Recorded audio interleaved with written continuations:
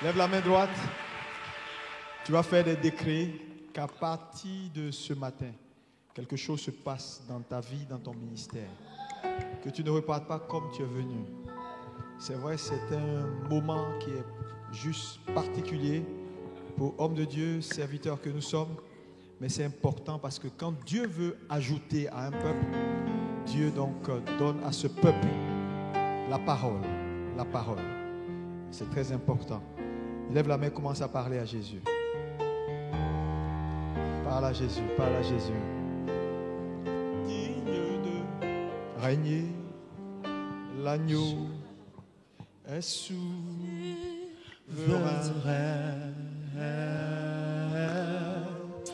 Nous élevons nos voix pour l'adorer. L'agneau de Dieu est souverain. Car il est glorieux. Notre Dieu, tout régner. Digne de L'agneau de Dieu est souverain. Souverain. Nous élevons nos voix. nos voix pour l'adorer. L'agneau de Dieu est souverain. Car il est glorieux. Car il est glorieux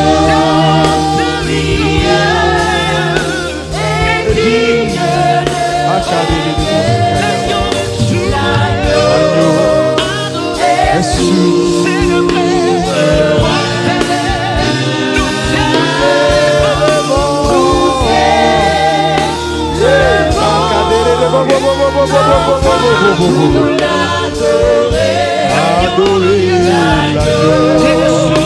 est Il est souverain.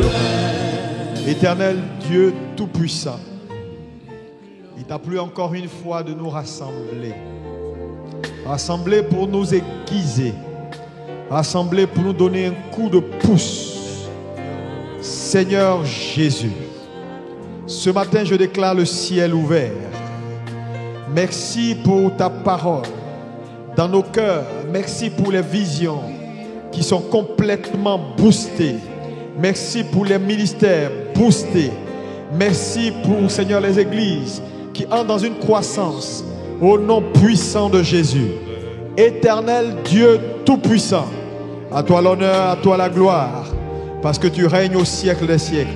Bénis la vie de tous ces leaders, de tous ces pasteurs, prophètes, apôtres, évangélistes.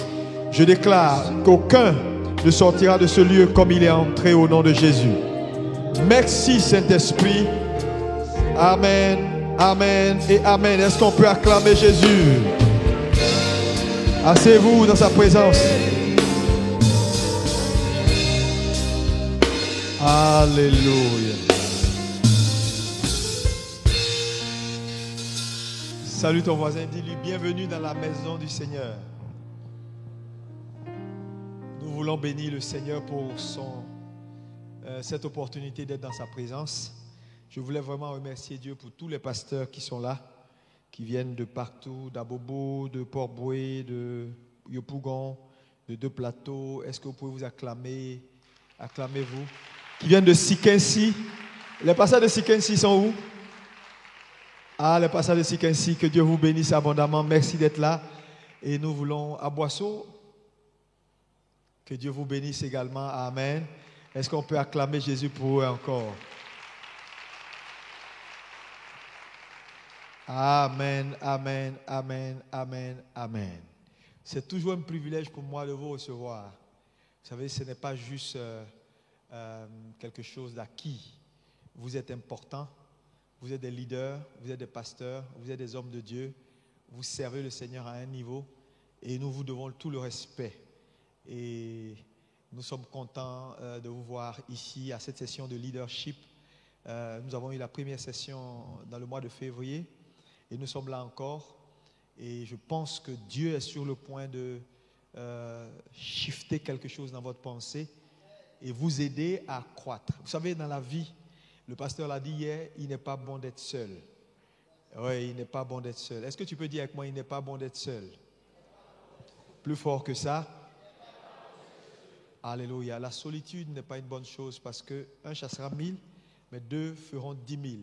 Oui, ce n'est plus de l'addition, c'est pratiquement plus que de la multiplication. Alléluia. Donc, je voulais vraiment vous encourager à rester connectés. Il a dit quelque chose encore hier de très important, c'est le fait que tout ce qui marche est connecté. Est-ce que tu peux dire avec moi, tout ce qui marche dans la vie est connecté? Oui, ça veut dire quoi? Ça veut dire que ouais, cette lampe-là, elle ne ressemble à rien lorsqu'elle n'est pas connectée. Mais quand elle est connectée au petit fil derrière, elle devient très puissante. Alléluia. Si tu joues avec, tu peux te faire mal. Et donc, c'est important d'être connecté parce que la connexion te fait gagner en aptitude, te fait gagner en puissance, te fait gagner en capacité, te fait gagner également en tout, même en finance. Alléluia. Le pasteur Biodoum, comment je l'ai connu? Je l'ai connu au travers du docteur Mensa Otabil qui m'a demandé de l'accompagner à Abuja. Et c'est comme ça que j'ai connu le pasteur Biodoum. Vous voyez que par ma connexion, j'ai été connecté à cet homme qui est un homme que Dieu a béni aujourd'hui, qui a réussi dans le ministère. Il ne faut pas prendre à la légère. Tu sais, ce que tu critiques, tu ne peux pas l'attirer vers toi. Et donc, quand vous voyez des gens qui sont arrivés à un certain niveau, s'il vous plaît, si vous n'êtes pas encore à ce niveau-là, ayez assez d'humilité pour chercher à scruter, à voir, à interroger Dieu pour que Dieu vous dise qu'est-ce qui a fait la différence dans leur vie. Et Dieu fera la différence également dans ta vie et dans ton ministère. J'étais un peu perplexe parce qu'il y a beaucoup de choses qu'on peut dire à des hommes de Dieu. Nous avons parlé de la croissance de l'Église, mais j'ai à cœur d'aller également sur un point que je suis en train de partager maintenant, pour moi, essentiel pour tout leader qui veut avoir une percée jusqu'à un certain niveau. Parce que le tout, vous savez, l'Église a 2 dimensions. Est-ce que tu peux dire que moi, l'Église a 2 dimensions? Elle a une dimension organisationnelle et elle a une dimension organisme. Sa dimension organisationnelle, c'est sa dimension physique. Sa dimension, voilà, les choses sont bien réglées, comment faire, que faire, voilà la méthodologie. Ça, c'est sa dimension organisationnelle. Et tout chrétien né de nouveau pasteur doit en tenir compte de cette dimension organisationnelle. Mais il y a une autre dimension qui est la dimension organisme, c'est-à-dire sa dimension invisible qui tient sur la puissance du Saint-Esprit et qui tient sur la révélation. Dites-moi Amen. Et cette dimension, elle n'est pas organisationnelle, elle est inspirationnelle ou elle est révélationnelle. Et donc, ces 2 éléments-là, je vais tenter, si Dieu me fait la grâce, de mettre ça ensemble pour vous donner 2 choses essentielles qui vont vous aider dans votre ministère. Parce que le plus important, c'est ça. Si on se donne toute cette peine pour inviter des pasteurs, pour vous faire venir et pour veiller à ce que vous facilitez vos déplacements, c'est parce qu'on a juste une passion de voir que Dieu peut aider certains frères, certains leaders à avoir de la vitesse. Dis avec moi Amen. Donc, je vais aller sur un premier point, le volet organisationnel rapidement, pour te donner des éléments, et puis je vais shifter dans un volet beaucoup plus spirituel. Alléluia. S'il vous plaît, les retardataires, il faut vous asseoir derrière. Je ne veux pas que vous traversiez la salle, parce que, s'il vous plaît, tous ceux qui viennent, vous les mettez derrière. Je ne veux même pas juste sur le côté. C'est depuis 9 heures que nous sommes censés commencer. C'est vraiment important que nous, en tant que leaders, nous soyons disciplinés. Parce qu'on demande ça à nos enfants, il faut que nous-mêmes on le fasse. Amen. Première chose que je voulais dire ici, je vais parler du volet organisationnel.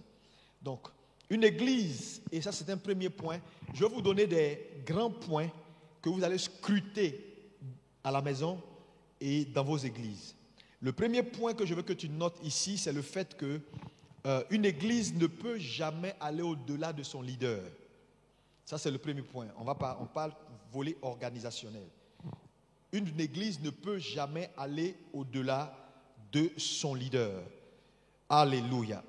Lisons ensemble Matthieu 16, verset 18, et on va lire Matthieu 28, verset 19. Oui, Matthieu 16, 18. Vous pouvez rester assis, oui. La Bible dit, « Et moi, je te dis que tu es Pierre, et que sur cette pierre, je bâtirai mon église, et que les portes du séjour des morts ne prévaudront point contre elle. » Et les portes du séjour des morts ne prévaudront point contre elle. Jésus dit, je bâtirai mon église. Matthieu 28, verset 19, oui. Matthieu 28, verset 19, la Bible dit, « Allez, faites de toutes les nations des disciples, les baptisant au nom du Père, du Fils et du Saint-Esprit, et enseignez-leur à observer tout ce que je vous ai prescrit. Et voici, je suis avec vous tous les jours jusqu'à la fin du monde. » Amen. Est-ce que quelqu'un peut dire amen à la parole? Ok. Et vous savez que la Bible dit également, Jésus l'a dit, il dit le serviteur n'est pas plus grand que le maître.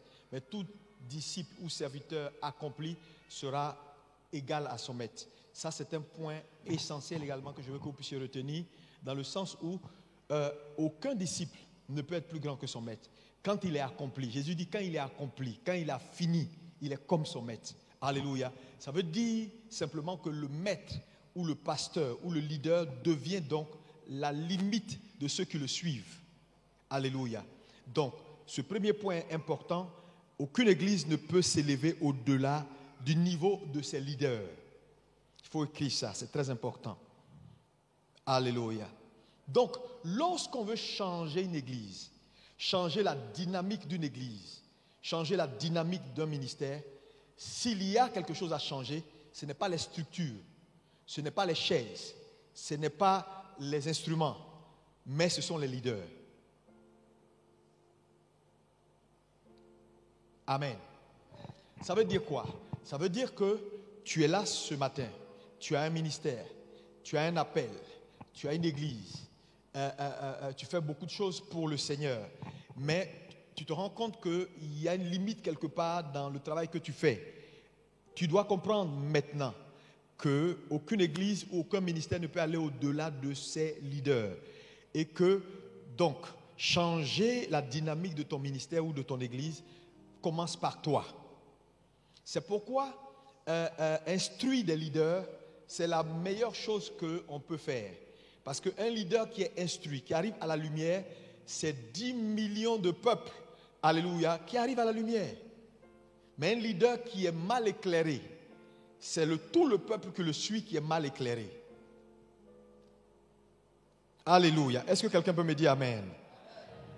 Donc, la croissance de l'église, quand on dit faire croître l'église, réussir le ministère est quelque chose de délibéré, d'intentionnel, est quelque chose dont on s'assoit et on réfléchit, on dit, voilà dans quel sens je vais aller.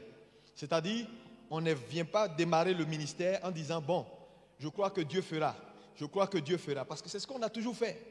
Dieu va faire, Dieu va faire, Dieu va faire, Dieu va faire. Je vous ai dit, l'église a deux dimensions majeures. Et les deux dimensions sont interdépendantes. Ça veut dire que tu ne peux pas dire que moi je mets l'accent sur le volet organisationnel. Mon église est organisée, tu vas finir par devenir un méthodiste, quelqu'un de très méthodique. Si tu veux dire Saint-Esprit, révélation, tu vas devenir autre chose. Alléluia. C'est la somme des deux, l'équilibre. Quelqu'un me dit avec moi l'équilibre. Parce que le problème de nos églises africaines et ivoiriennes en général, c'est le manque d'équilibre. Il n'y a pas beaucoup d'équilibre. Les chrétiens sont soit, ou les pasteurs sont soit de l'autre côté, très organisés, soit de l'autre côté, très inspirés. Alléluia. Mais il faut pouvoir faire les deux. Amen. Alléluia. C'est pourquoi vous allez voir qu'une église qui grandit, c'est scientifique. Une église qui s'améliore, qui est en bonne santé. Je ne dirais même pas une église qui grandit, une église qui est en bonne santé. Parce que Dieu n'a pas pour vocation de faire en sorte que tout le monde ait 100 000 membres, 500 000 membres. Tout le monde n'aura pas ici dans cette salle 500 000 membres. Il y en a qui auront 100 000 membres, qui auront 10 000 membres. Il y en a qui auront 100, 200, mais qui auront accompli leur destinée. Dites-moi amen. Parce que vous savez, réussir ne tient pas à se comparer à quelqu'un, mais à accomplir les buts que Dieu nous assigne. Alléluia. Si Dieu t'a assigné d'être dans un village, quelque part à Sikensi, dans un village compliqué où personne ne veut aller, et il dit là-bas tu feras un travail, et que quand tu as tout fait, un village de peut-être, disons, 15 000 membres, tu as 250 membres dans ton église, tu es meilleur que quelqu'un qui est à Abidjan qui a 1000 membres ou 2000 membres. Lorsqu'on va en termes de pourcentage, quand vous prenez une commune comme la commune de Cocody, la plupart des églises qui sont en Cocody ne font même pas, je ne sais pas s'ils font la dîme, s'ils font la dîme des habitants de Cocody. Non. La plupart des églises évangéliques à Cocody, tu les mets ensemble, ils ne font pas la dîme. Parce qu'il y a beaucoup de monde à Cocody. Il y a beaucoup de monde. Yopougo, on n'en parle pas. Alléluia. Donc, améliorer un ministère est scientifique. Et les érudits de la parole de Dieu nous disent en général qu'un ministère peut aller jusqu'à 120 membres lorsqu'elle est juste mise en place et que, bon, on ne fait rien, on laisse les choses avancer. 120 membres. Mais aller au-delà va nécessiter qu'on fasse beaucoup plus que prêcher, venir, mettre des huissiers, ainsi de suite, ainsi de suite. Dis-moi Amen. Un certain nombre d'éléments que je voulais également mettre à ta disposition. Je suis en train de parler du volet organisationnel, te donner un certain nombre d'éléments et je vais aller sur un autre volet qui est le volet plus spirituel. Alléluia. Alléluia. Gloire à Jésus. Une chose que vous devez retenir en tant que leader, et ça c'est un enseignement important, c'est le fait que tout comportement est basé sur une croyance. Je veux que tu écrives ça. Tout comportement dans la vie est basé sur une croyance. Tout comportement est basé sur une croyance. Ça veut dire quoi?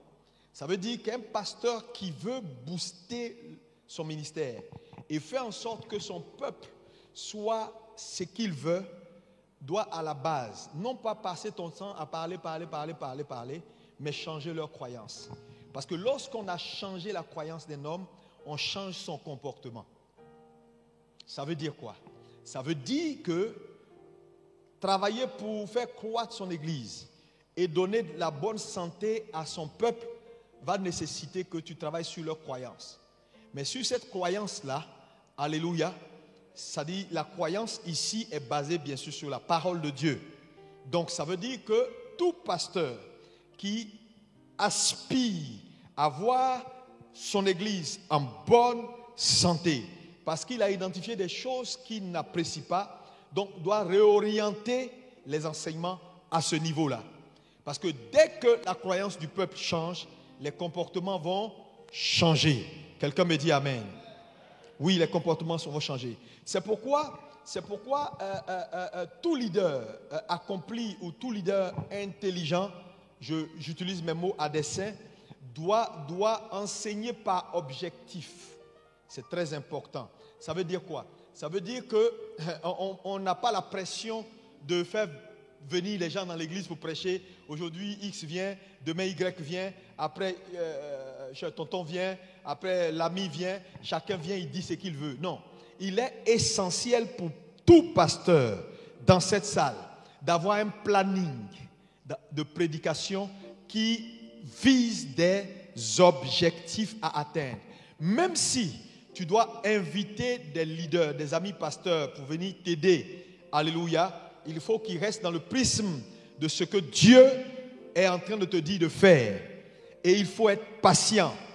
Parce que vous savez, un peuple, on ne change pas un peuple comme ça. On ne change pas un peuple comme ça. Ça met du temps pour changer la mentalité d'un peuple.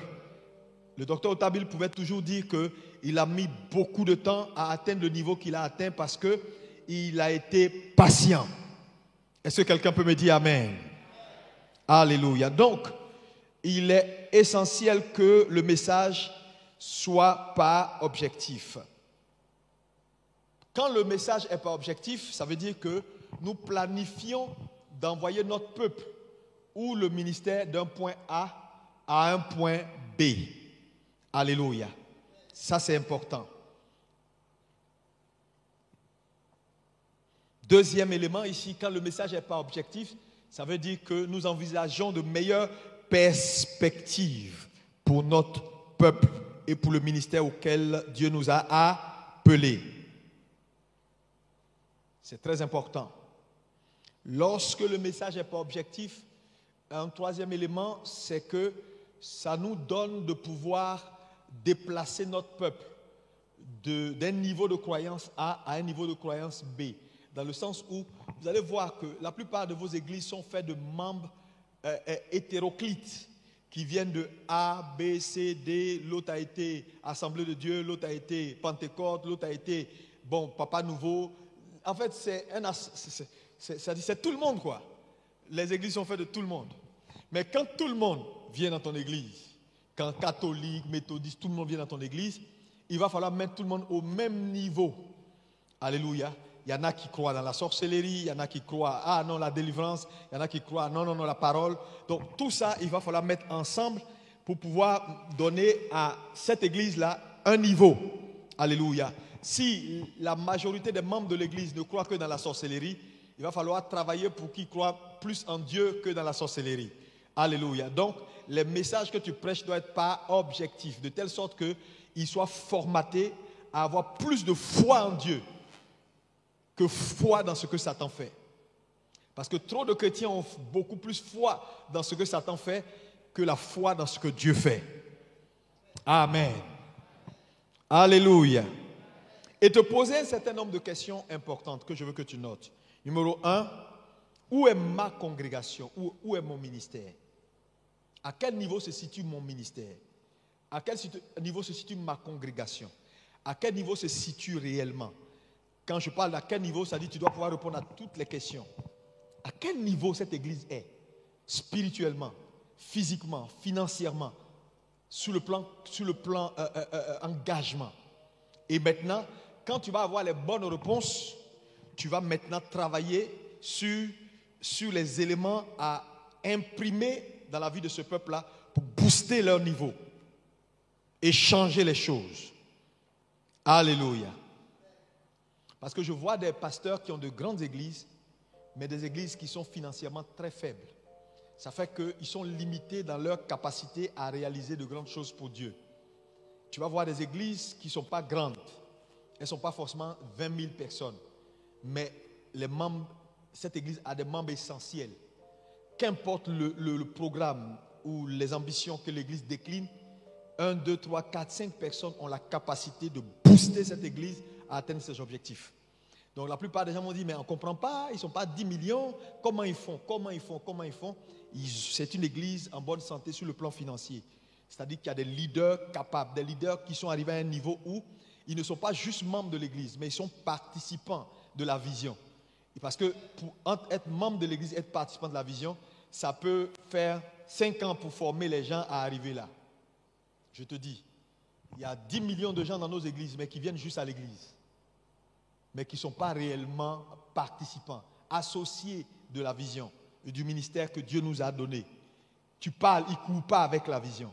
Alors qu'en temps normal, quand tu as parlé, c'est eux qui doivent courir. Mais ils ne courent pas. Et toi, tu es seul en train de tout faire et te voilà épuisé. Alléluia. Où est ma congrégation? Deuxième question. Où devrait-il être? Troisième question. Que dois-je faire pour leur changer de position?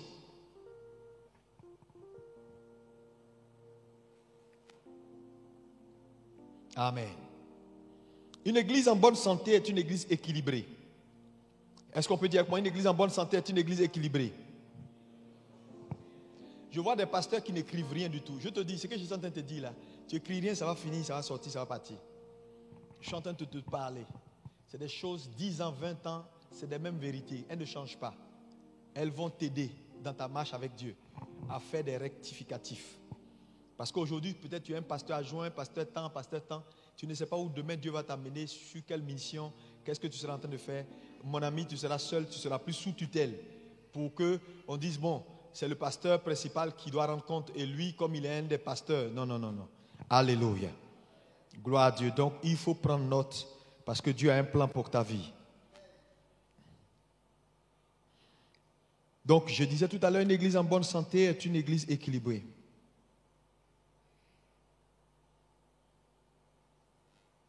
Mais également, un point que je voulais partager avec toi, c'est le fait que je veux que tu retiennes aussi que une église, le secret d'une église qui marche, c'est des brebis rassasiés et contents. Les deux mots là sont essentiels. Des brebis rassasiés et qui sont contents. Parce que quand ton peuple ou ceux qui t'accompagnent dans le ministère ne sont pas contents, ne sont pas rassasiés, il va y avoir problème. Tu risques de ne pas atteindre l'équilibre. Tu risques de ne pas atteindre l'équilibre. C'est pourquoi la Bible parle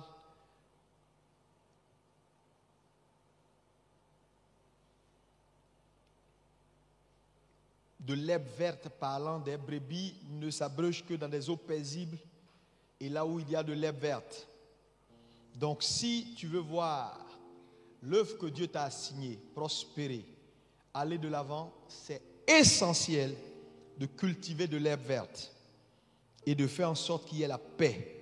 Parce que là où les eaux sont troublées, les brebis ne vont pas là-bas. Vous allez voir que très souvent, dans nos films institutionnels sur les films animaliers, vous allez voir que quand une brebis va vers une eau qu'il sent troublée, il retourne. Mais quand l'eau est paisible, il reste et s'abreuve.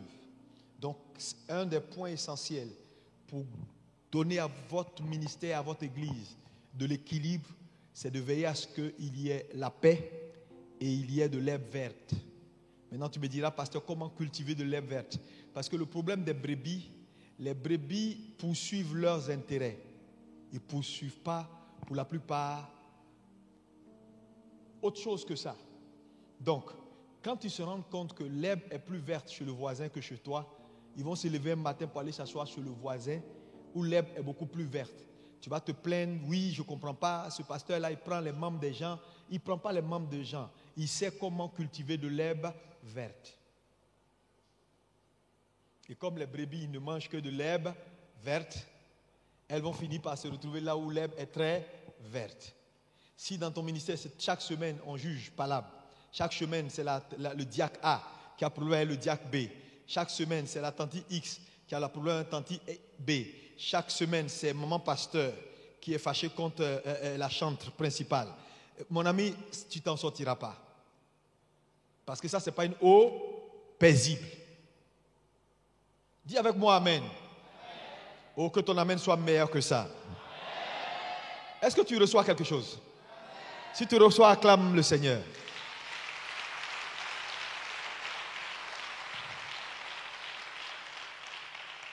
Alléluia. Gloire à Jésus. Deuxième élément. J'ai parlé de numéro 1 ici, parlant d'église équilibrée, paix et savoir cultiver de l'herbe verte. Deuxième élément ici, c'est la croissance de ton ministère ou de ton église est basée également sur ta capacité d'assimilation des gens de ton église. Quand je parle de capacité d'assimilation, ça veut dire quoi?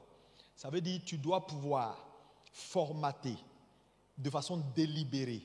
Est-ce qu'un pasteur me suit même? Tu dois pouvoir formater de façon délibérée ton peuple à ce qui est la vision de ton ministère. 1. Parce que tu ne peux pas amener des gens avec toi 1 an, 2 ans, 3 ans, 4 ans, 5 ans. Ils ne savent même pas. Quand tu leur poses la question, tu es du ministère ACR ou du ministère David a tué Goliath. Mais chez vous là même là, quelle est la vision? Et puis le fidèle est là, vision. Nous on délivre seulement, hein, tous les week-ends on délivre jusqu'à fatiguer. Alléluia. Le pasteur il poursuit quoi? Bon, je sais que là où on est là, il a dit on va déménager. Et puis lui-même, bon, il vient de changer sa voiture. C'est tout ce que je sais.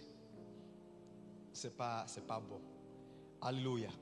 Gloire à Dieu. Les fidèles doivent pouvoir à un moment donné être formatés à la vision du ministère. Qu'est-ce que Dieu t'a dit quand il t'a appelé? Quels sont les points? Il faut les décliner en points. Une vision, quand elle est exhaustive, ce n'est pas bon. Donc il faut la résumer en points, de telle sorte qu'elle soit facile à retenir. Ça c'est 1. 2, il faut les formater aux normes du ministère. Quand je parle de les formater aux normes du ministère, chaque ministère a des normes. Ça veut dire a ses valeurs. C'est très important. Il y a des limites qu'on ne dépasse pas ici à ABMC. Le conseil de discipline va te pointer tout de suite. On va mettre la main sur toi. Tu peux venir à ABMC, tu peux dire oui, ça me plaît, j'aime cette église, je veux faire partie. Tout de suite, tu peux être dans l'une de nos annexes. Et ça, je parle à nos pasteurs. Il faut faire les choses. Parce que si, à un moment donné, on constate dans l'exercice des charges que vous avez sur vos missions, les choses traînent, vous ne faites pas les choses comme il faut. Ah, je vous dis, un matin comme ça, là, boum, ça a tombé sur toi. On dit, ce type-là, dégagez-le là, envoyez quelqu'un d'autre. Non, il n'y a personne qui est en sécurité permanente sur l'une de nos missions à BMC. Il n'y a personne, je vous le dis. Donc, ce que je veux dire, il faut faire les choses bien. Il faut formater les gens aux normes. Qu'est-ce qu'on fait dans nos églises? Qu'est-ce qu'on ne fait pas dans nos églises? Quelle est la vision? Il faut pouvoir enseigner ça aux gens qui entrent. C'est pourquoi dans vos églises, il vous faut avoir des cellules de formation de vos jeunes gens qui se convertissent.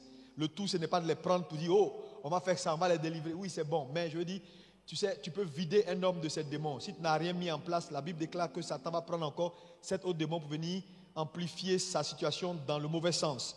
Donc, je veux dire à tous les pasteurs, formez vos gens. Regarde ton voisin à côté de toi, dis, forme tes gens. Amen. Donc, il faut les formater aux procédures du ministère. Ça veut dire quoi? Chaque ministère a ses procédures, ses façons de faire.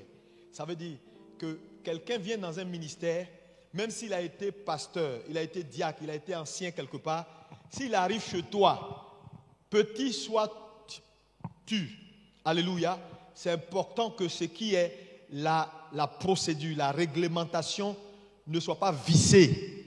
Il faut que les gens aillent dans la procédure pour avoir l'esprit de la maison. Sinon, ils vont te fatiguer.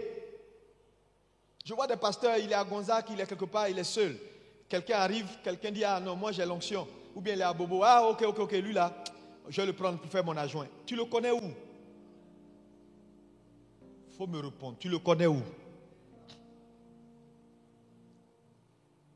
Non, on ne prend pas quelqu'un pour faire adjoint, comme ça. On ne prend pas quelqu'un pour... Il peut être pasteur, tu peux le respecter, mais la maison a des procédures. Il faut expliquer aux gens qu'une procédure ne t'enlève pas ce que tu es. Mais ta capacité à te soumettre à la procédure me révèle que tu es quelqu'un de bien. Quelqu'un qui n'est pas d'accord pour suivre ta procédure, il va entrer dans ton système, il va casser ton système. La procédure est importante. C'est de l'humilité. Moi, je suis allé dans des églises aux États-Unis, dans des grandes églises. Titre de bishop, tout ça, j'ai mis à côté. On dit, tu t'assois ici. J'ai dit oui. On dit, voilà les nouveaux. Je suis dans les nouveaux. Je dis non, c'est quand même le bishop. C'est quand même le bishop. Joel Austin m'a reçu. Il a la plus grande église aux États-Unis. Je peux dire non, je ne me fais pas le rang, moi. Et je suis quand même le bishop. Dites que c'est le bishop des nations qui est là. Quel bishop des nations? Tu es dans l'église de quelqu'un, tu ne veux pas respecter sa procédure.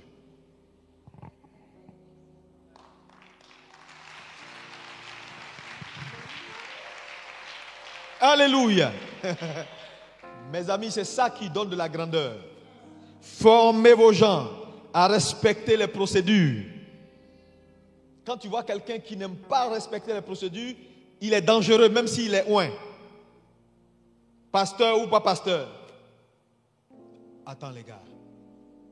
Dans la vie, il faut être simple.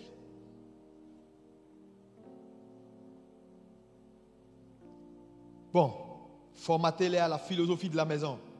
Quand je parle de la philosophie de la maison, chaque église a sa philosophie, qui n'est pas forcément des doctrines immuables, mais qui sont des éléments qui accompagnent les doctrines immuables que nous mettons en place. Tu vas voir d'autres églises, ils préfèrent mettre voile. Ce n'est pas une doctrine immuable. Mais s'ils disent qu'ils aiment ça, où est ton problème? Tu vas voir des églises comme Pentecôte où on met les femmes à côté, les hommes à côté.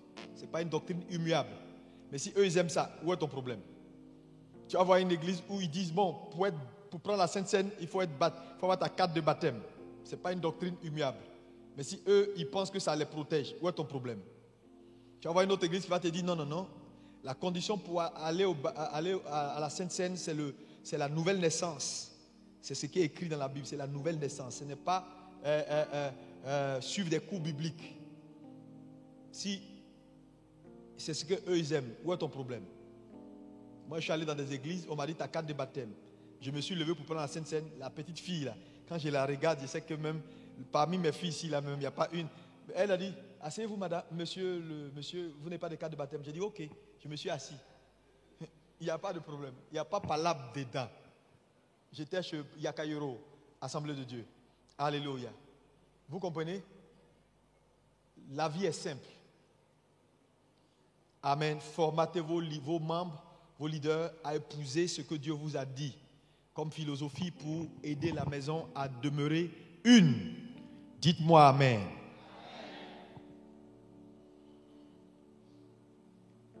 Maintenant, un point important, c'est que ce point-là, c'est une ruse de Satan. Les gens pensent à tort que les grandes églises sont des églises de miracles. Ce n'est pas vrai. La plupart des grandes églises au monde aujourd'hui ne sont pas des églises de miracles. Ce ne sont pas des églises de miracles. Même Benny Hinn, quand il avait son église à Orlando, c'était une petite église. Il était un homme de miracles, mais il avait une petite église. La plupart des grandes églises équilibrées aujourd'hui sont des églises basées sur la parole de Dieu. Est-ce que quelqu'un peut me dire amen? Ça ne met pas en cause ton appel. Tu peux être prophète, tu peux être quoi, ça ne met pas en cause. Mais l'équilibre, c'est la chose la plus importante dans la vie. Là où il n'y a pas d'équilibre, il n'y a pas de croissance jusqu'à un certain niveau. Donc je voulais vraiment vous encourager. Est-ce que quelqu'un peut me dire amen? Bon, je vais courir et puis aller sur le volet spirituel. Sinon, je ne vais pas faire. Parce que le pasteur Biodoum sera là à 11h et il va prendre la parole. Et cet après-midi, nous avons une grande cérémonie d'ordination. Tous les pasteurs. Et ça, je vais vous dire la vérité. Hein, vous, les pasteurs, là, votre présence va vous aider à apprendre. Donc, si tu peux rester après pour apprendre, ce sera une bonne chose pour toi. Parce que dans la vie, on apprend des autres. Et nous allons avoir une cérémonie d'ordination. Vous allez voir un peu comment les choses se passent. Ça va te donner une idée. Ça va te donner tu peux même nous dire, pasteur, j'aime bien la façon dont c'est fait. Je souhaiterais aller dans le même sens dans mon ministère. On pourra envoyer des leaders vous former à la procédure. C'est très important. Amen. Donc, c'est un conseil pour ceux qui peuvent. Quand on finira la session autour de midi 30, 13h, nous on reprend à 14h avec la cérémonie d'ordination. Amen. Maintenant, je vais te donner différents types de croissance. Et puis, nous allons aller à différents types d'églises. Et je vais shifter dans le volet spirituel. Alléluia. Nous avons différents types de croissance. 3 grands types de croissance d'un ministère ou d'une église. Numéro 1, c'est la croissance par transfert. Des gens vont c'est-à-dire, ils se déplacent d'une église à une autre. Il y a un transfert. C'est la croissance par transfert. Et ça, c'est des choses que tu ne peux pas éviter. Regarde-moi bien, tu ne peux pas éviter. Les gens vont se déplacer. S'ils ne trouvent pas de l'herbe verte, s'ils n'ont pas de paix chez toi, un matin, ils vont se lever, ils vont partir s'asseoir ailleurs. Ce n'est pas sorcellerie, c'est la vérité. Il faut l'admettre et puis il faut faire avec. Même, vous savez, Judas, il est parti, il s'est perdu à un moment donné. Mais Judas, vous êtes d'accord avec moi que Judas a eu le meilleur pasteur qu'un homme peut avoir sur terre. Il a eu le meilleur berger qu'un homme peut avoir sur terre. Il a eu le meilleur enseignant qu'un homme peut avoir sur terre. Mais malgré qu'il ait eu le meilleur pasteur, le meilleur berger, le meilleur enseignant, il a trahi, il est parti. Donc, ce n'est pas toi. Donc c'est des choses, dis ça va arriver. Voilà, il faut faire en sorte que ça arrive le moins possible. Donc tout ce qu'on vous donne comme élément ici, c'est pour faire en sorte que ces choses-là soient le moins possible dans vos ministères. Il n'y a pas quelqu'un à Abidjan ici qui a église où les gens ne quittent pas. En degré, il y en a, c'est vraiment minimisé. Donc, il y a la croissance par transfert. Quelqu'un d'autre va croître, va grandir à cause de transfert de membres. Deuxième type de croissance, c'est les croissances par conversion. C'est ce qui est encouragé. C'est-à-dire, les églises grandissent par conversion. Ça veut dire que le pasteur ou le prophète doit travailler pour avoir un système d'évangélisation vraiment puissant. L'évangélisation par le social, l'évangélisation dans les milieux scolaires. Et je vais vous faire une confidence. Qu'importe où vous êtes, si Kensi, à Boisseau, partout, travaillez beaucoup sur les écoles. Travaillez beaucoup sur les écoles, c'est l'avenir. Travaillez beaucoup sur les étudiants, c'est l'avenir. Travaillez beaucoup sur les marchés, les zones comme ça. Ça dit planifier et ayez un système d'évangélisation qui soit cohérent. Dites-moi Amen. Donc ça, c'est ce qui est conseillé. Maintenant, il y a ce qu'on appelle la croissance par géolocalisation. Ça veut dire quoi? Quelqu'un quelque part à Bangourou, il a été affecté à Abidjan. Ce n'est pas sa faute. Son église n'est pas ici. Il vient s'asseoir à BMC. Qu'est-ce qu'on fait? On le prend, on le forme, on le formate, on l'encourage et on change sa vision. Amen. Amen. C'est des choses essentielles. Donc la croissance par géolocalisation, les gens vont toujours voyager. Les gens vont toujours être délocalisés. Les gens vont toujours quitter un endroit A pour aller dans un endroit B à cause du boulot, à cause de la famille. Ils ont déménagé. Quelqu'un était à Port-Boué. Maintenant, il a acheté sa maison à Benjerville. Quand même. Même s'il t'aime, à un moment donné, il va venir. Il va quitter Benjerville pour partir jusqu'à Port-Boué derrière Waf. Mais il ne le fera pas toujours. S'il a trouvé dans les environs quelque chose qui a beaucoup plus de poids, il va s'asseoir là. Il ne faut pas le combattre. Tu peux travailler avec lui. Il y en a qui vont décider de payer le prix. Gloire à Dieu. Amen. Est-ce que quelqu'un peut me dire Amen bien? Donc, est-ce que vous voyez les trois types de croissance? Vous devez travailler sur la croissance par conversion. Maintenant, je vais te donner les différents types d'églises à peu près que nous avons. Ça, c'est ce que les scientifiques, nos érudits nous donnent. Donc, on appelle petite église, les églises de moins de 100 membres. 100 personnes. Une église de moins de 100 personnes est une petite église. Donc, si tu es là, quels sont ceux qui ont une église de moins de 100? Levez vos mains, je vois. Il faut être honnête, c'est rien du tout. 100 membres, ça peut être 10 millions au ciel pour toi. Alléluia. Oui, 100 membres. Ok. Petite église, 100 membres. Moins de 100 membres, c'est une petite église. Église moyenne, entre 200 et 400 membres. Quels sont ceux qui sont dedans? 200 et 400. Ou bon, disons 100, 100, 100 jusqu'à 400. Levez les mains. Aïe. 3 personnes. 3 à 4. 1, 2, 3, 4. 4 personnes. 5. Entre 100 et 400 membres. 5. Vous voyez que c'est sérieux. Si dans toute cette salle, avec autant de pasteurs, d'hommes de Dieu, de serviteurs, entre 100 et 400 membres, on n'a pas plus de 5 personnes. On doit travailler. Ah, quelqu'un, dis avec moi, on doit travailler. Oh, plus fort. Ah! Peut-être de l'autre côté, il y en a beaucoup. Donc, c'est ça, on appelle une église moyenne. Une église large. Disons entre 400 et 1500. Église large. Levez les mains. Je dis, si tu es pasteur, tu connais tes membres, non? Église large.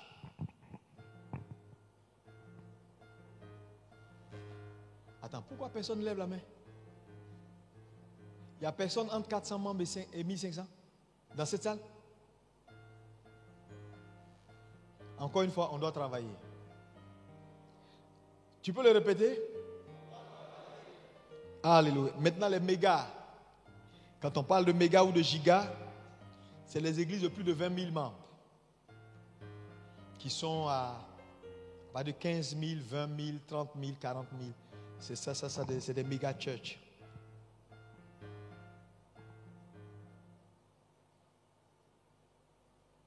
Mais je me rends compte que plus de 80% des églises sont des petites églises. Allons encore à petite église. Entre moins de 100 membres. Tu as moins de 100. Levez bien. Tu as peur de lever. Il ne faut pas avoir peur. Ok, la majorité sont à moins de 100. Ça veut dire qu'on doit travailler. Nos églises sont des petites églises.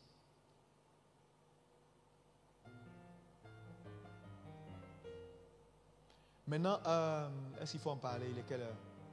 Pourquoi certaines églises ne changent pas ou ne grandissent pas?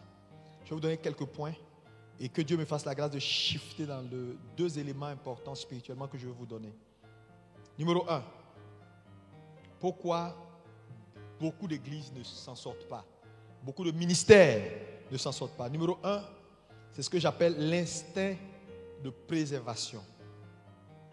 La plupart des petites églises sont très intimes et amicales. Les fidèles ne veulent pas de changement. Ils se sentent bien comme ils sont.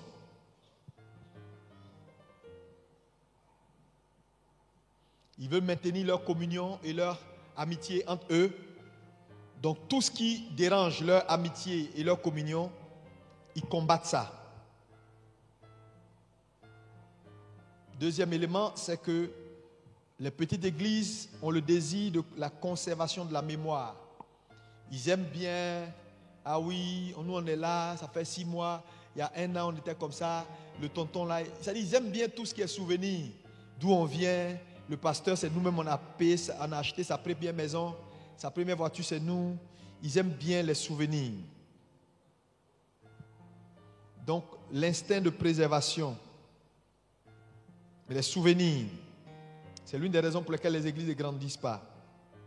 Les petites églises, bien sûr. Troisième élément, c'est le désir de protéger leur espace. Pour la plupart des leaders, dans les petites églises, on fait avec les gens qu'on a. C'est-à-dire, le gars qui dirige là, ce n'est pas le meilleur, mais tu n'as personne. Le gars qui chante là, ce n'est pas le meilleur, mais tu n'as personne. Ton protocole là même là, vraiment. C'est-à-dire, à un moment donné, même quand tu prêches, il dort. Et puis tu fais, dites-lui, je veux de l'eau. Et puis il se réveille, il dit, oui, il dit quoi. Mais tu fais avec, parce que tu n'as personne. Mais la plupart de ces leaders dans ces petites églises-là, qui sont incompétents, sont très dangereux parce qu'ils ont ce qu'on appelle l'instinct de préservation. Ils protègent leurs espaces. Parce que dans les petites églises, c'est l'intimité. On se connaît entre nous, on vient, on salue tonton, on connaît tout le monde. Les méga church ou les églises larges, tu peux faire 3 mois. Il y a des gens que tu ne verras pas. Premier culte, c'est fini. Hop, deuxième culte, c'est fini. Hop, troisième culte, c'est fini. Hop, quatrième culte, c'est fini. Hop, les gens font comme ça. Les gens se dépassent. Se dépassent. Le jour où tu les mets tous ensemble, ils sont étonnés de voir certaines personnes assises à côté d'eux. Ils ne les connaissent pas. Ça, c'est un autre type de communion qui n'a rien à voir avec la communion des petites églises où tout le monde chante. On dit femmes, ils sont là, ils sont là. C'est mon cousin de famille, c'est ma tante de famille. Ça, c'est bon pour jusqu'à un niveau. L'instinct de préservation est très dangereux. Ils protègent les espaces. Ça veut dire quoi? À un moment donné, ils ne veulent pas que l'église grandisse parce que si l'église grandit, ils sont menacés dans leur position d'autorité. Donc ces leaders-là deviennent très très regardants. Quand des gens arrivent, ils les regardent. Quand le pasteur commence à avoir de l'estime pour certains leaders, certains nouveaux qui sont arrivés, et commence à leur donner de la promotion, ils regardent.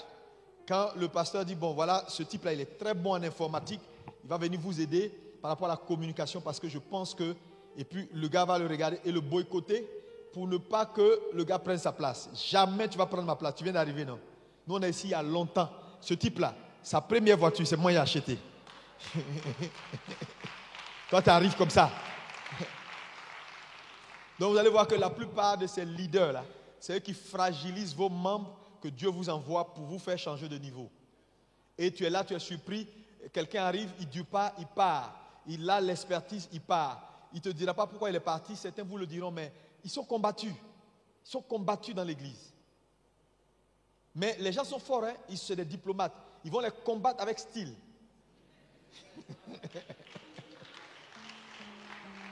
Alléluia.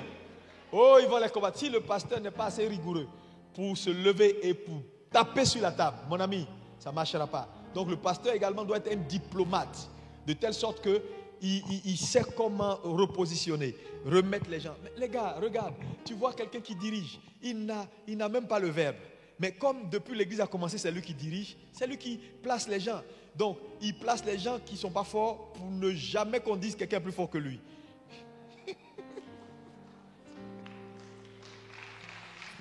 Quand il voit un jeune qui est trop fort, il dit non, celui-là, si je le mets, il va me détrôner. Si je le mets, il va me... Les hommes sont comme ça, pasteur, les hommes sont comme ça. La spiritualité, souvent ça ne les change pas. Hein? Il y a des leaders, tu enlèves sur le groupe musical. Tu vas casser le groupe musical. Il ne va rien dire, il va te dire merci. Merci, hein, merci. Ça fait 20 ans. Je me suis battu. Parce que ce petit, il est venu, il dit, il a fait école de musique, tant. Aujourd'hui, merci. Mais quand il va là, c'est la politique de la chaise brûlée. Il brûle tout sur son parcours et puis ça va. Toutes les informations que tu lui demandes, il dit qu'il ne connaît pas l'information. Le nouveau là a du mal à réagir. Il ne peut pas faire quelque chose parce que le gars a assis sur tous les dossiers qui peuvent aider le nouveau là à avancer. Donc il te faut être diplomate pour déplacer quelqu'un qui est là il y a longtemps dans ta petite église, dont tout le monde respecte et qui a développé une bonne attitude et qui a fait que les gens l'aiment malgré tout. C'est le tonton. Il s'est improvisé même le successeur du pasteur principal ou son adjoint. Toi tu n'as rien dit, mais lui il se voit comme ça. Donc les membres de l'église l'aiment. C'est là-bas on prend conseil. Quand ça ne va pas, il dit laissez le pasteur qui est là, je vais lui parler. C'est-à-dire, et puis à un moment donné, un tel homme, mon ami, tu le déplaces, les racines de l'église peuvent bouger. Donc il te faut être assez diplomate pour comprendre que il faut que je veux le déplacer. Je ne sais pas comment, parce qu'il est trop enraciné et il s'est créé un espace de telle sorte que son champ d'action là, c'est pas petit dans l'église aujourd'hui. Donc qu'est-ce que je dois faire? Diplomatie. Quel nouveau rôle ou nouvelle fonction je peux lui donner qui est vide mais qui sonne fort?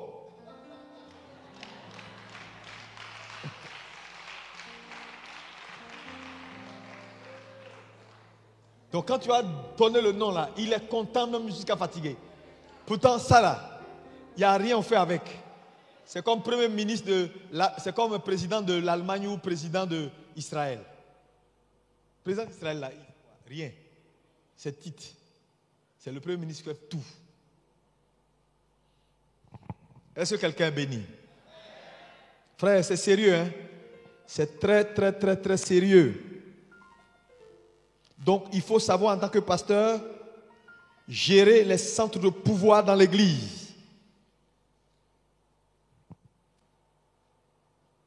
Parce que certains responsables dans les petites églises, certains responsables savent que quand l'église grandit, ils perdent leur pouvoir. Ils perdent. Il n'y a aucune église qui grandit et puis les centres de pouvoir restent les mêmes. Et ils ne vont pas accepter ça. Voilà pourquoi les églises ne grandissent pas. Donc il y a l'instinct de préservation, la mémoire et il y a la protection de l'espace. Mais tu dois savoir, avec beaucoup de sagesse, démanteler tous ces pôles. Pourquoi les églises ne grandissent pas? Un autre point essentiel, c'est les mauvaises priorités. Une église qui change de priorité chaque semaine, une église qui ne va pas aller quelque part. Chaque jour, toi, tu as une vision. Chaque jour, tu fais ça. Demain, tu es ici. Après-demain, il n'y a pas de ligne de conduite. Il n'y a pas un enseignement cohérent sur le long terme. Il n'y a pas un fil que tout le monde peut voir, lire. Tu ne vas pas aller quelque part.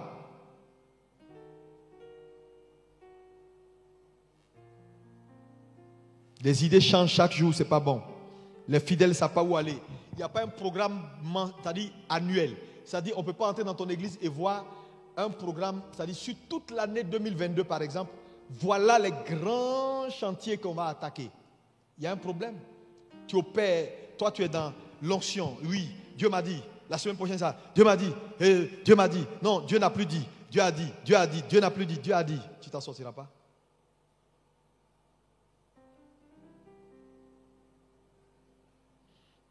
Troisième raison pour laquelle certaines églises ou les petites églises ne grandissent pas, c'est le message qui va dans tous les sens.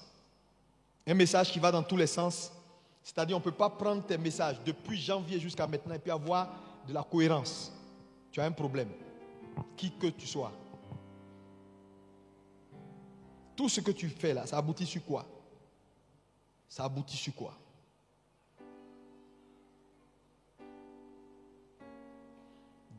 Dans ce point qui est le point de la présentation, pourquoi les églises ne grandissent pas?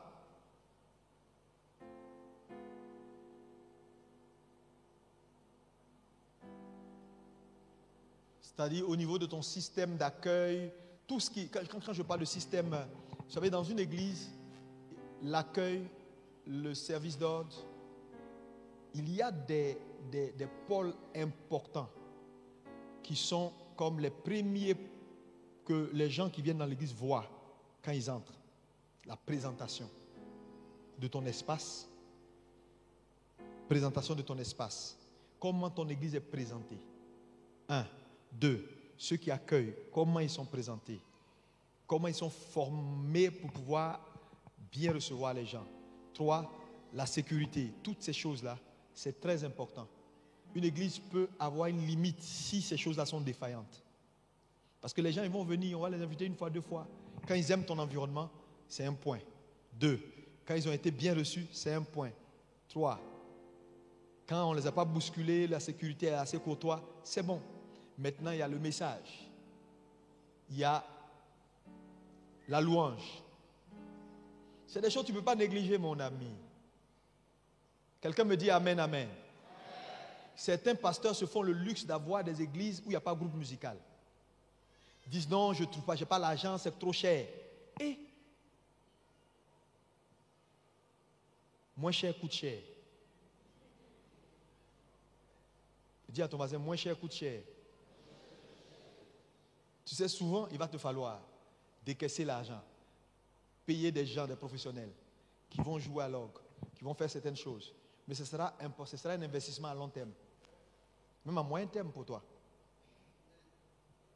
Comment tu fais église, tu mets des gens, des vauriens, ils sont là, la louange est complètement bâclée. Quand les gens finissent de louer Dieu, ils ont un mot de tête. Ton chant principal, là même ta chante là, vraiment, tu ne fais aucun effort pour pouvoir améliorer la chose. Ça va jouer sur la croissance de l'église. Parce qu'il y a des gens, quand ils viennent à l'église, c'est d'abord la musique. Ils ne sont pas spirituels. Ils aiment bien. Et quand la musique est bonne, j'aime bien cette église à cause de la musique. Mais il faut faire un sondage dans vos églises. Ah non, la parole, j'ai aimé. Non, la musique, c'est ça qui m'a fait rester. Non, j'ai aimé l'environnement. C'est propre, c'est classe. C'est pas parce que c'est une église qu'on va s'asseoir sur un banc, il fait chaud, et toi tu prêches jusqu'à 14 heures. Et il n'y a pas de plafond. C'est une chose comme ça. Tôle métallivoire. Ça est sur tête des gens. À midi, il fait chaud. Le monsieur, il transpire car son cœur bat vite. Il ne reviendra pas dimanche prochain. Il ne va pas revenir. Tu as dit non, Satan nous attaque. Satan nous attaque. On commence à perdre des gens. C'est toi le Satan qui attaque l'église. Pourtant, ce qui t'intéresse, c'est comment avoir voiture. Tu es en train de faire business avec quelqu'un dehors. J'ai 1,5 million ici, là. Tu ne peux pas me donner là. Je ne veux pas 405. Je veux Chevrolet. Tu négocies, tu veux voiture. Ok. Mais pour avoir voiture là, mais fais bien l'église d'abord. Tu vas venir garer voiture, église là, les gens sont sous et il n'y a pas de tôle. WC là c'est 1. Les gens se mettent à rang. Ils sont sur la ligne. Tu dis, bon, il y a une dame dedans, je ne sais pas, on dirait qu'elle a la diarrhée. Depuis 4 heures, je suis assis, je suis là, je n'avance pas. Alléluia. Les gars, l'investissement, c'est jamais perdu. Quelqu'un me dit Amen. Ça veut dire que tu quittes ici, là. Tu dois aller améliorer les choses dans ton église. Améliorer. Quelqu'un me dit avec moi, améliorer. Quand les gens vont venir, ils sont bien, tout va bien, ils vont te faire confiance. Ils vont te dire, ce type-là, il ne bouffe pas notre argent. Regarde, on est dans des bonnes conditions. Regarde, on va bien. Regarde, on fait comme ça. Ils vont te faire confiance. Et tu vas voir, l'investissement que tu as fait, que tu refusais de faire, tu vas rattraper cela. Oh, quelqu'un me dit un bon amen. La présentation est très importante pour que vos églises croissent. Bon, maintenant, je vais aller sur le volet spirituel. Sinon, il y a un volet important que je veux partager avec vous, que Dieu m'a dit de partager avec vous, parce que c'est une opportunité de voir si nombreux. Pour certains, je ne te verrai pas maintenant, et puis on n'a pas l'occasion de se voir tous les jours. Donc, quand Dieu fait cette grâce, il faut saisir cette opportunité. Amen. Ici, ce point est essentiel dans la croissance de l'Église et réussir dans votre ministère. C'est le volet spirituel et un des volets invisibles. Je pense que le pasteur sera là tout à l'heure, donc je vais juste courir. Frères et sœurs, tout leader né de nouveau, établi sur un ministère, doit comprendre que grandir ou devenir grand, réussir, n'est pas une affaire humaine. C'est-à-dire, la grandeur est spirituelle. Je veux que tu notes ça. Donc, à chaque fois qu'un homme aspire à la grandeur, quand je parle de la grandeur, c'est à tous les niveaux, puisque vous êtes des leaders, donc votre grandeur, c'est dans votre couloir. La grandeur est spirituelle. Parce qu'en réalité, c'est Dieu qui est grand. Aucun homme n'est grand. Et quand un homme veut devenir grand, ça veut dire qu'il veut participer à quelque chose qui appartient à Dieu. Frère, c'est sérieux. Mais, j'ai compris avec ma marche avec Dieu qu'aucun leader ne peut avoir l'approbation de Dieu pour ce règne qu'on appelle la grandeur s'il ne comprend un certain nombre de principes. Je vais vous donner juste un. Il y en a beaucoup. Le pasteur Bienou va en parler tout à l'heure. Moi, je vais vous donner un que je suis en train de partager avec l'Église maintenant. C'est le principe des autels. Dis avec moi le principe des autels. Plus fort, s'il vous plaît. Encore plus fort. Tu sais, si tu comprends ça ce matin-là, tu es sauvé en tant que leader. L'autel. Vous savez, quand vous lisez la Bible, Genèse, Apocalypse, la Bible nous parle d'autel. Nous voyons Genèse 8, verset 20, Genèse 12, verset 7, Genèse 26, Romains 11, verset 3, Apocalypse 11, verset 1. La Bible est remplie d'autels. Mais pourquoi? La première question que je veux que tu te poses, pourquoi la Bible est remplie d'autels? Qu'est-ce que c'est qu'un autel? C'est important. Il faut bien m'écouter. Parce que je veux te montrer la chose sous un angle que tu n'as pas l'habitude de voir. Parce qu'en fait, la plupart des pasteurs pensent que quand on prêche ou on parle autel, il faut prendre l'argent, venir faire une offrande, et puis il dit, je fais mon autel à Dieu, et puis, oh Seigneur, Seigneur. Bon, c'est la façon basique de voir les choses. L'autel, je me suis rendu compte dans la Bible, est un principe de vie. Ça veut dire quoi? Aucun homme, pasteur de surcroît, ne peut réussir sa vie, réussir son ministère, sans comprendre le principe de l'autel. Parce que toute ambition, tout c'est-à-dire objectif que Dieu vous assigne, va nécessiter un prix. Quelqu'un me dit Amen. Oh, Amen encore. Et donc, il est essentiel pour tout leader de comprendre le principe de l'autel dans le sens où le principe de l'autel est un principe de vie. Mais c'est quoi le principe de l'autel? C'est ce que je veux que tu retiennes. Parce qu'en réalité, le principe de l'autel, c'est toute la vie qu'on vit ça. Qu'est-ce que le principe de l'autel? Depuis la chute d'Adam, pas la chute d'Adam, remontons, depuis la rébellion de Lucifer dans le monde des esprits. Parce que n'oubliez pas que le monde spirituel n'était pas deux avant. Vous êtes des pasteurs. C'était un seul monde. Dis avec moi, un seul monde. Au commencement, Dieu créa les cieux et la terre. Quand il dit les cieux et la terre, Dieu créa le monde des esprits. Il y a eu rébellion et il y a eu scission. Donc on a un monde spirituel appelé le royaume de Dieu, et on a un monde spirituel appelé le royaume des ténèbres, désormais, après la chute, ou la scission, ou la rébellion de Satan. Vous êtes d'accord avec moi jusqu'à là? Mais ce que vous ne devez pas oublier, c'est que c'était un seul monde. Dis avec moi, un seul monde. Donc les principes de base étaient les mêmes, c'est-à-dire dans le monde. C'est-à-dire dans le monde spirituel que Dieu a créé au départ. Quand il y a eu scission, les principes n'ont pas changé. C'est les agendas qui ont changé. Il faut écrire ça. Pasteur, écris ça. Ça va t'aider. Maintenant, quand il y a eu scission et qu'il y a eu désormais deux mondes spirituels, les agendas ont changé, mais les principes sont restés les mêmes. Ça veut dire, ce qui est praticable dans le royaume de Dieu est praticable en termes de principes dans le royaume des ténèbres. Et pasteur que tu es, tu ne dois pas ignorer cela. Maintenant, ces deux mondes-là, après la scission, se sont opposés pour la gestion du monde matériel, qui est le troisième monde désormais. Donc, tout enfant de Dieu, tout être humain qui veut avoir de la percée doit comprendre que j'ai besoin de l'aide d'en haut. Pour ceux qui sont avec Jésus, nous avons besoin de l'aide du Seigneur. Pour ceux qui travaillent dans le monde des ténèbres, nous avons besoin de l'aide de nos divinités dans le monde des ténèbres. Vrai ou faux?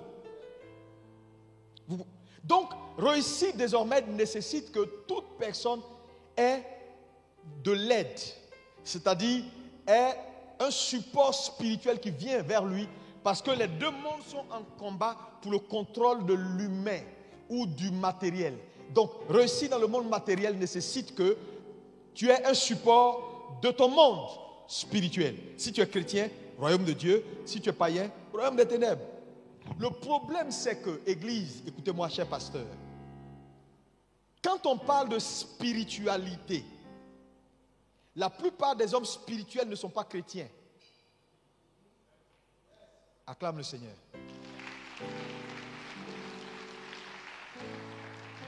Il y a beaucoup plus d'hommes spirituels inconvertis que chrétiens.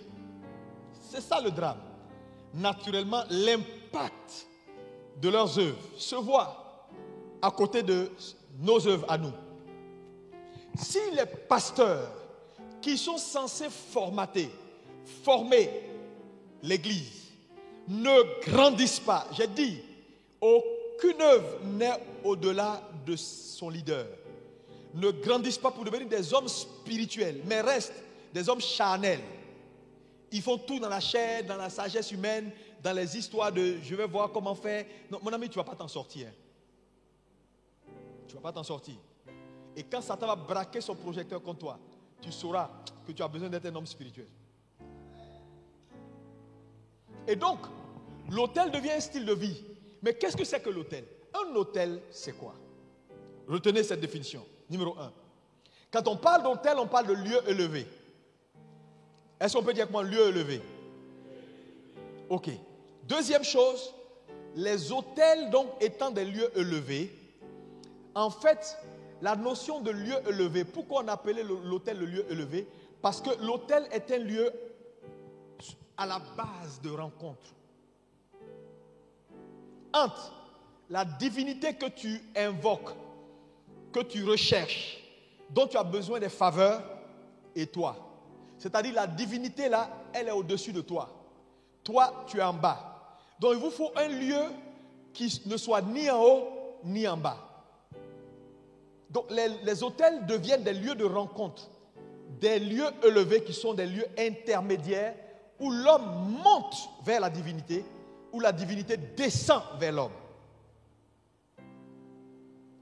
Ça veut dire, tout chrétien pasteur qui ne comprend pas la notion d'autel ne montera pas. Parce que c'est l'autel qui te fait monter à la rencontre de ta divinité. La divinité ne va pas venir te trouver là où tu es. Elle te donne un rendez-vous quelque part où toi tu montes et elle descend. Donc elle te donne de l'attitude. Donc, est-ce que vous comprenez? Ça c'est le premier point. Le deuxième point, l'autel est un lieu donc d'échange. Maintenant regardez. Ton salut en tant que pasteur est le résultat d'un autel. Parce qu'il a fallu que Dieu fasse de Jésus un autel pour que tu sois sauvé. Ah, parce qu'à un moment donné, Jésus n'était ni sur terre ni au ciel. Il était entre ciel et terre. Il est devenu un autel.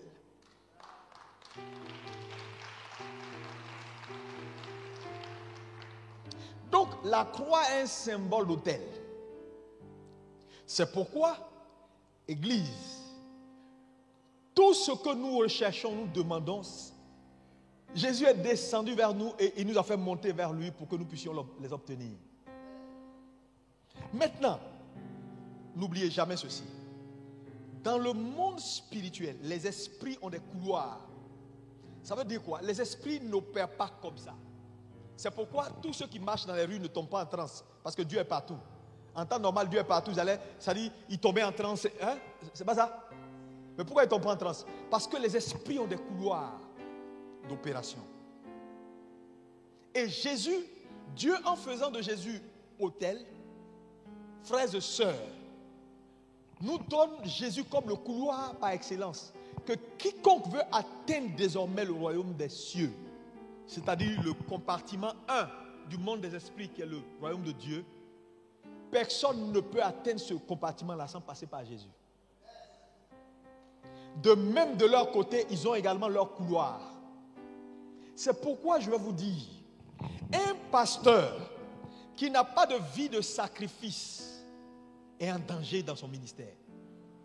Oh, Satan va te manger. Je dis, si tu tiens, c'est parce que Satan, tu n'es pas encore important. Non, tu ne le gênes même pas, le diable. Même avec tes nombreuses veillées, tu ne le gênes pas. Sinon, il y a longtemps, il a pointé sur toi pour dire, examinons le monsieur là. Quoi? Donc l'autel devient quelque chose d'important, c'est un style de vie. Maintenant, dans l'ancienne alliance, quand on bâtissait les autels, on mettait soit des pierres, soit des bois, et on mettait l'animal sur ces pierres-là ou ces bois-là pour pouvoir invoquer la divinité, n'est-ce pas? Aujourd'hui, nous, on n'a plus de pierre ni de bois. Nous sommes dans la nouvelle alliance. Quelqu'un me dit, mais pasteur, est-ce que ça vaut la peine encore de bâtir des autels? Oui. Le style de vie du chrétien de la nouvelle alliance, c'est vivre le principe de l'autel. Pourquoi? Parce que notre cœur circoncis, on a accepté Jésus, devient la plateforme de notre autel. Et nos mains, la main du sacrifice, parce qu'on est béni par la main et non par la voix. Arrêtez de parler. Tu t'en sors pas, pasteur, tu parles trop. Quand Jacob a été béni, ce n'est pas sa voix. Son père a d'abord reconnu sa voix. Mais c'est quand il a touché ses mains qu'il a dit, tu es qualifié. Donc, par vos œuvres dans vos mains, sur la plateforme de votre cœur, en Jésus, vous bâtissez désormais vos autels.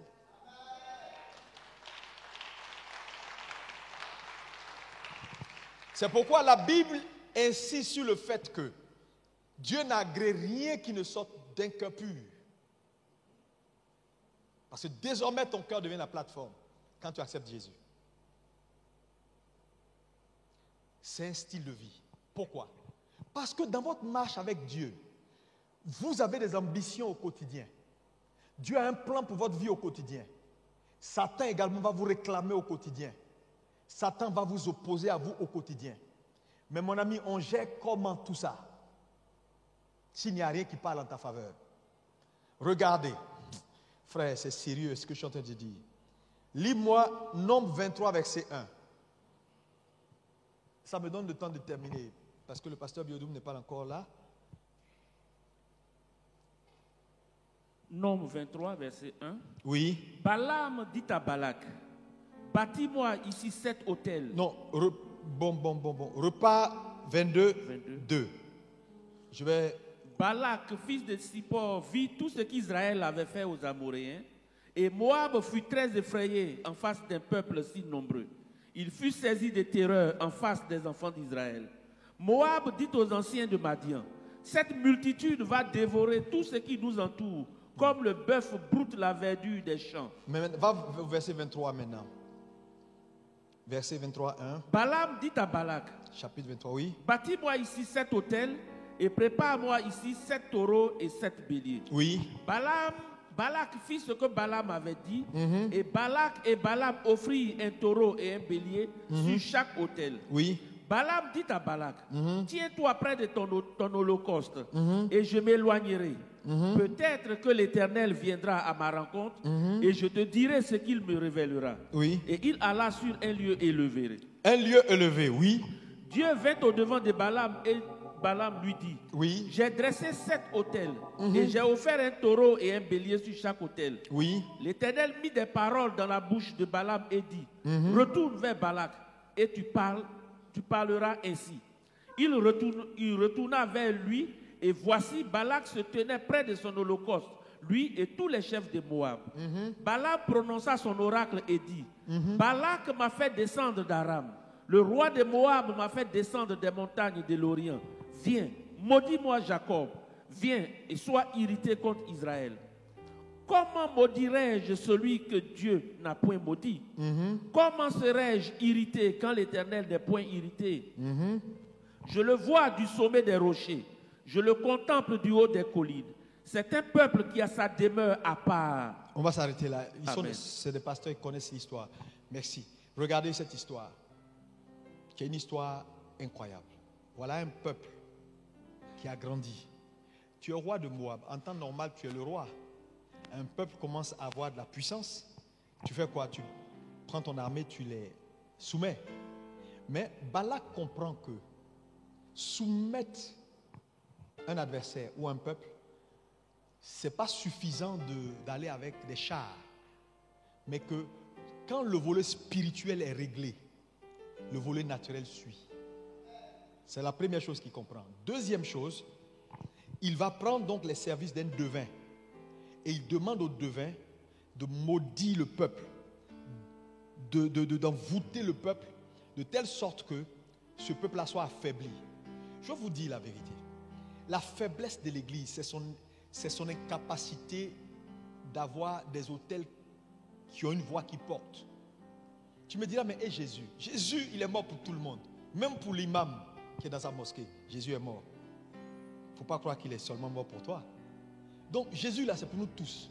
Jésus, c'est la plateforme. Jésus, c'est ce qui est universel. Jésus, c'est ce qui appartient à tout le monde. Maintenant, sur cette plateforme qu'on appelle Jésus, chacun maintenant, par sa foi, par son engagement et par sa poursuite, doit poser des actes. Regardez, un exemple. Tu es une mère, tu payes les cours de ton fils aux États-Unis pour faire des cours de doctorat, un doctorat en médecine. Tu te sacrifies et tu payes les cours en vendant des tartines, ainsi de suite. Quelle est la meilleure manière pour ton fils de t'honorer? C'est faire quoi? C'est travailler dur, obtenir son diplôme afin de relever ta tête. Maintenant, si ton fils malgré les sacrifices, dis, oh, maman a déjà tout payé, est-ce que tu seras honoré? Donc quand Jésus paye un tel prix, vous n'avez pas le droit d'être assis. Vous n'avez pas le droit de ne pas faire ce qu'il vous faut pour que, réussissant, ils disent, ça c'est mon fils. Ça c'est mon fils. Ça il m'a honoré. C'est pourquoi la Bible dit travaille à votre salut. Mais comment on peut demander à des gens de travailler à leur salut alors que le salut est pourvu? Quelque chose qui est pourvu, on n'a pas besoin de travailler. Sortez de cette mentalité erronée de croire que oui, Jésus, c'est fini. Oh, non, non, mes amis. C'est ta main qui détermine ce qui descend du ciel vers toi. C'est pourquoi l'autel devient un principe de vie. Il décide de maudire le peuple. Mais regardez ce que Dieu fait. Dieu vient. Oh, Dieu, il est bon. Dieu sait que quand un autel est établi, quand l'animal de sacrifice est déposé, qu'importe qui fait la chose, ça marche. C'est pourquoi il vient voir Balaam pour dire à Balaam, Balaam, je t'interdis de dire quelque chose en bien comme en mal d'Israël. Voilà les paroles que je veux mettre dans ta bouche que tu vas dire. Parce que Dieu sait que si jamais Balaam avait dit quelque chose qui n'est pas bon, parce que le principe est établi, qu'importe s'ils sont enfants de Dieu, ça allait les toucher.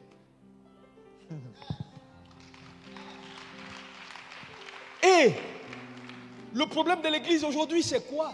C'est qu'on laisse les gens de l'autre côté. Le principe est le même. Se bâtir, fortifier leurs autels et affaiblir l'église. Donc vous comprenez qu'on peut affaiblir une entité spirituelle en bâtissant des autels contre cette entité spirituelle. Parce qu'ils bâtissent cet autel pour affaiblir Israël. Combien de fois vos églises n'ont pas été affaiblies dans vos quartiers par des chefs vaudous, par des magiciens, par des gens qui sont là? Frère, et quand ils bâtissent des autels contre vous et qu'ils prononcent des complaintes et que la parole vient vers vous, vos autels n'ont pas assez de voix pour répondre ou pour contrecarrer. Et vous êtes étonné que rien ne marche malgré vos parler en langue, malgré vos prières, malgré ce que vous faites. L'église ne marche pas, les choses sont bloquées. Frère, il va falloir élever son niveau. Dis à ton voisin, il va falloir élever son niveau. Des pasteurs qui ne payent même pas leur dîme.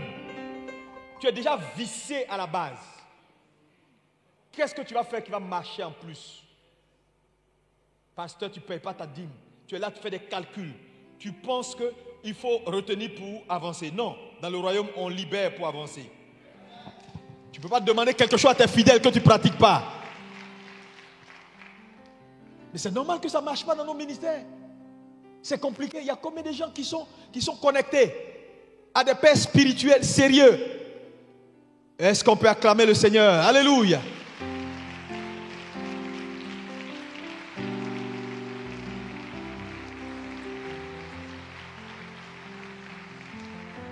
Asseyez-vous. C'est extraordinaire ce que je suis en train de vous dire. Regardez dans nos villages. Vous êtes d'accord avec moi que quand un chef est réellement un vrai chef, il domine le village. Pourquoi? Parce que ses hôtels sont plus fortifiés que pour tout le monde dans le village. Donc quand il pointe sur toi, il te dit tu ne vivras pas plus de 6 mois. Il peut t'enlever la vie. Pourquoi? Parce que la seule chose qui donne un droit de rachat ou un droit de réclamation, c'est le sacrifice d'un homme. Mais un hôtel est puissant par son sacrifice. Ça veut dire quoi? Quand tu n'as pas de sacrifice qui a une voix qui porte, tu n'as pas de droit de réclamation. Même quand tu dis Seigneur, au nom de Jésus, ça là je prends, tu ne peux pas prendre. Le monde des esprits va dire mais qui il est? Parce que ici, pour avoir un droit de rachat, un droit de réclamation, il faut avoir le ticket qu'on appelle sacrifice. C'est pourquoi les pasteurs ne s'en sortent pas. Beaucoup de pasteurs ne s'en sortent pas parce qu'ils n'ont pas un droit de réclamation. Pour avoir un droit de réclamation, quel est le pouvoir de ton hôtel? Aujourd'hui, si Satan te réclame, je te pose une question. Si Satan te réclame maintenant, toi et ton ministère, il y a quoi qui va parler pour toi? Depuis que tu es né de nouveau, tu es pasteur, tu n'as jamais sacrifié 500 000. 1 million même là, on n'en parle pas. Tu n'as jamais rien fait pour Dieu. Ton hôtel est là, mais il est vide. Mais un hôtel qui n'a pas de sacrifice n'a pas de voix. C'est pourquoi vos ministères sont limités. Les choses n'avancent pas. Devenez des hommes et des femmes de sacrifice. Quand on parle d'autel, c'est un principe de vie. Est-ce que quelqu'un peut acclamer le Seigneur? Est-ce que tu es béni?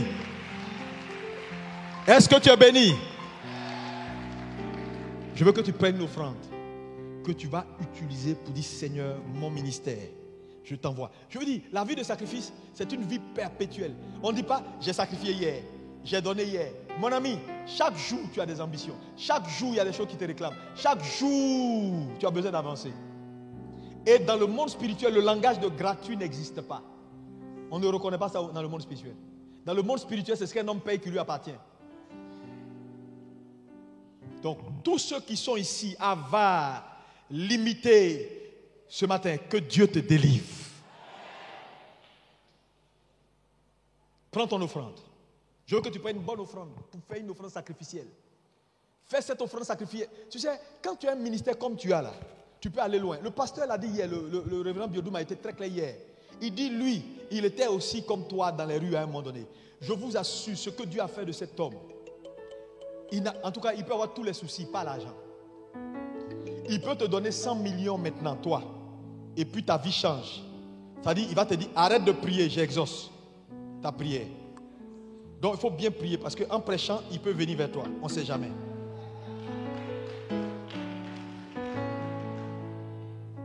Je ne parle pas d'un homme que je ne connais pas. Je parle de quelqu'un que j'ai vu. Je suis allé dans son sein. J'ai vu des choses qui m'ont ébloui. Même mon père, docteur Tabi, qui ne parle pas beaucoup, il a dit, hey, ça c'est un homme. Et quand Dieu amène un homme jusqu'à ce niveau, ça veut dire qu'il y a quelque chose qu'il a compris que tu n'as pas compris, toi assis. Soyons humbles. Dieu nous envoie ici aujourd'hui pour nous formater. Prends ton offrande. Éternel Dieu Tout-Puissant, merci pour ta fidélité. Merci pour ce que tu fais pour chacun. Seigneur, je viens par cette offrande sacrificielle bénir, Seigneur, ce moment et déclarer que mon offrande parle en ma faveur au nom de Jésus. Merci pour tous les pasteurs devant toi, Seigneur, qui le font. Au nom puissant de Jésus, nous avons prié. Amen. Allez-y. Il faut le faire systématiquement.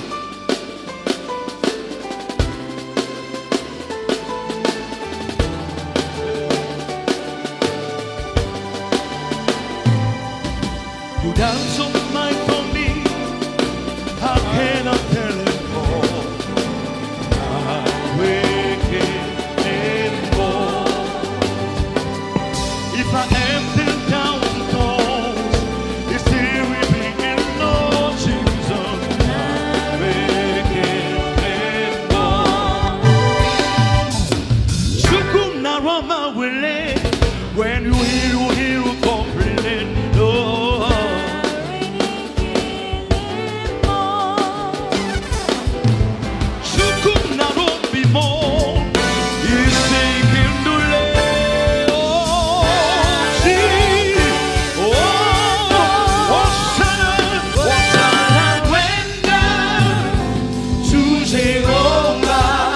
Est-ce qu'on peut acclamer tout le monde?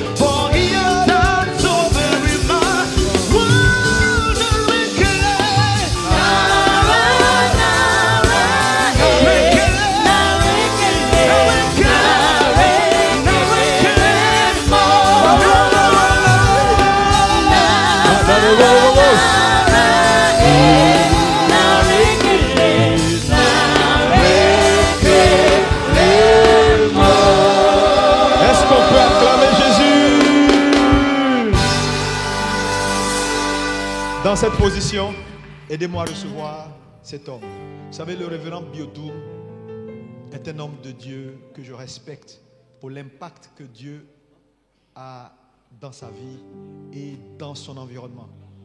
Il a l'une des églises les plus modernes, je pèse mes mots, les plus dynamiques. Il a réussi dans le ministère.